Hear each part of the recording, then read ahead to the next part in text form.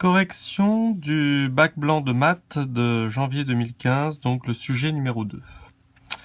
Le candidat a juste à mettre son nom, prénom, et sur la première page, il n'y a pas grand-chose à lire.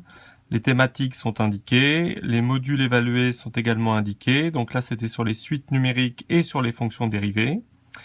Et ensuite, celui qui a fait le sujet doit mettre, par rapport au référentiel, les capacités, les connaissances et les attitudes qui vont être évaluées.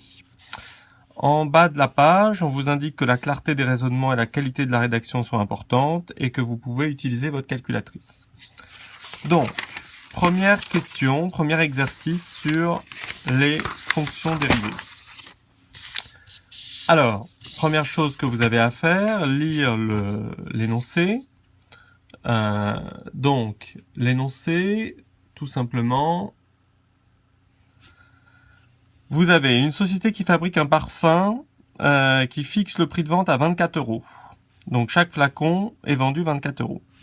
Et on vous dit que le coût de revient est donné par la formule suivante, où X représente le nombre de flacons produits.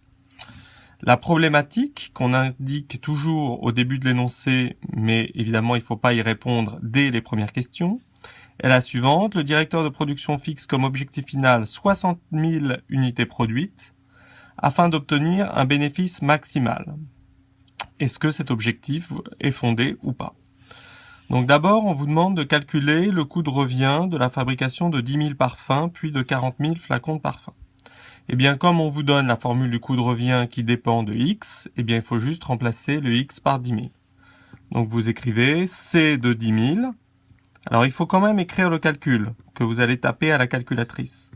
Comme ça, le correcteur sait ce que vous avez tapé. Donc, 0,0002 fois 10 000 au carré. Ça permet d'avoir des points si jamais le résultat numérique n'est pas bon. Donc, fois 10 000 plus 510 000. Donc, vous tapez ça sur votre calculatrice et vous trouvez, alors, pour ceux qui ne sauraient pas le faire, je vais le faire une fois.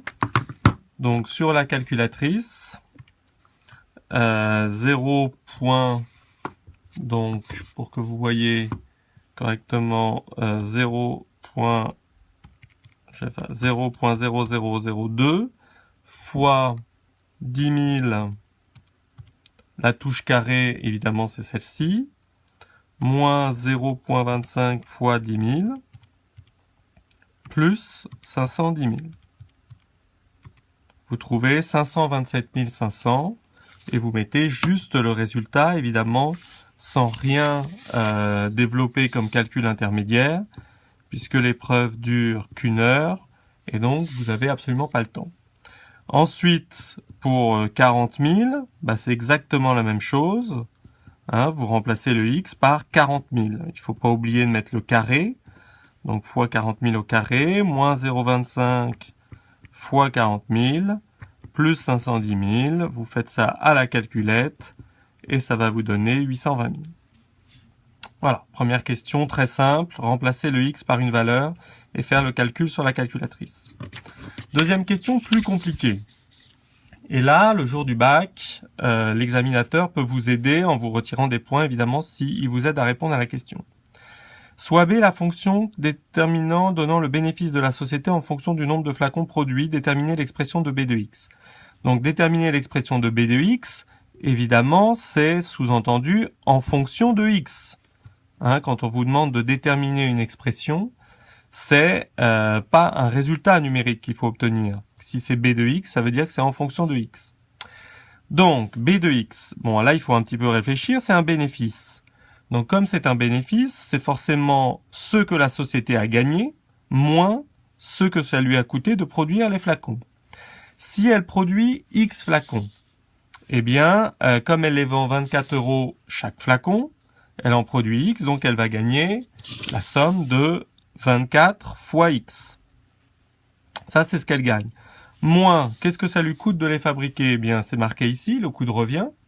Donc, vous recopiez ce coût de revient. Moins C de X. Donc, c'est 24X moins C de X. Alors, évidemment, il faut simplifier. On remplace C de X par son expression qui est donnée dans l'énoncé, qu'on met entre parenthèses, 0,002 x carré moins 0,25x plus 510 000. Et là, si on vous pose cette question au bac, c'est pour voir si vous savez retirer des parenthèses pour simplifier.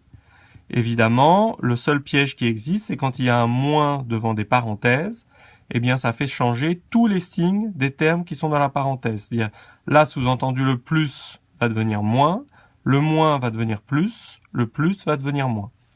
Donc, ça donne moins 0,002x carré plus 0,25x moins 510 000. Évidemment, quand on voit cette expression, il y a un seul terme en x carré, donc on le recopie, toujours dans le souci de simplifier au maximum. Ensuite, on voit qu'il y a deux termes en x. Il y a 24x et 0,25x. Évidemment, on peut les mettre ensemble. On peut faire 24x plus 0,25x, puisque c'est des x dans les deux cas.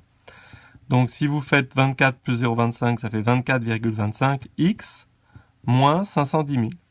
Maintenant, ça c'est l'expression finale de b de x. On ne peut plus la simplifier, car il y a un terme en x carré, un terme en x, et un terme qui est une constante sans x. Voilà pour cette première partie, question 1.1 et 1.2 de cet exercice 1 du sujet 2.